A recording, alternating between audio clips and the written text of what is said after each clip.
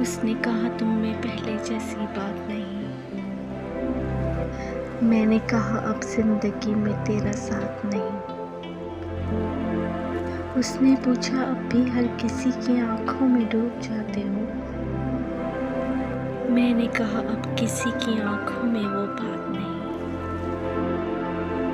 इसने पूछा क्यों इतना टूट कर चाहा मुझे। मैंने कहा इंसान हूँ, मुझ में पत्थरों वाली बात नहीं। इसने पूछा सुनो, क्या मैं बेवफा हूँ?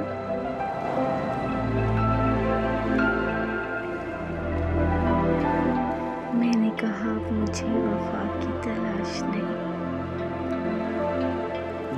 उसने कहा भूल जाओ मुझे।